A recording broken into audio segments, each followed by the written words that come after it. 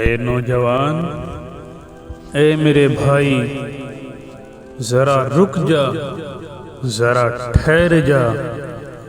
کہاں جا رہا ہے تو؟ کس راہ پہ چل پڑا ہے تو؟ جب تو گناہ کی تلاش میں گھر سے نکلتا ہے تو سمجھ لے یہ صرف تیرے قدم نہیں اٹھتے، یہ تیرے ایمان کا جنازہ اٹھتا ہے۔ آسمان، ہاں وہی آسمان جس کے نیچے تو نے سجدے کیے تھے، آج تیرے ارادوں پر رو رہا ہوتا ہے۔ اور زمین، وہ زمین جس پر تو اکڑ کر چلتا ہے، آج تیرے گناہوں کے بوجھ سے کانپ رہی ہوتی ہے۔ اے نوجوان، جب تو اپنی ہی بہنوں جیسی بیٹیوں کو چھیڑنے نکلتا ہے تو سن، ہر ذرہ پکار کر کہتا ہے یہ کس نبی کا کلمہ پڑھتا ہے اور حرکتیں کیا کرتا ہے۔ تو کہتا ہے عائشہ میری ماں ہے، مگر نگاہیں تیری پاک کیوں نہیں؟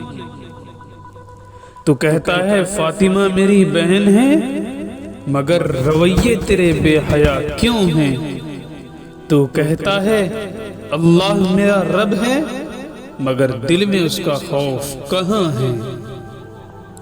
بتا یہ کیسا ایمان ہے، یہ کیسا عشق رسول ہے جو تجھے گناہوں سے نہ روک سکے، جو تیری نگاہوں کو نہ جھکا سکے، جو تیرے کردار کو نہ بدل سکے۔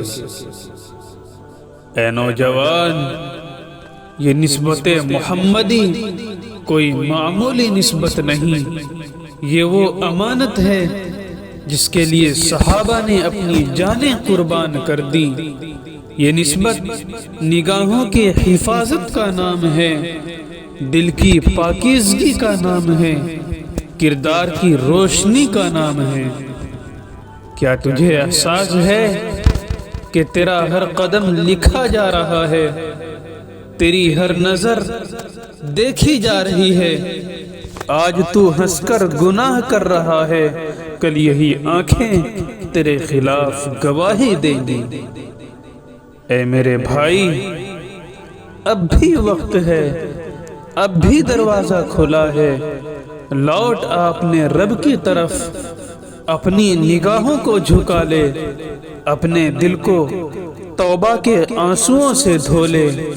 یاد رکھ، اللہ کی رحمت تیرے گناہوں سے بڑی ہے، بس ایک سچی توبہ، ایک ٹوٹا ہوا دل، ایک آنسو، اور پھر تو وہی بن سکتا ہے جس پر آسمان فخر کرے، جس کے لیے زمین دعائیں دے، اور جسے دیکھ کر مصطفیٰ صلی اللہ علیہ وسلم کی امت ہونے کا مان سر اٹھا لے۔ اللہ ہمیں سمجھنے، سنبھلنے اور بدلنے کی توفیق عطا فرمائے۔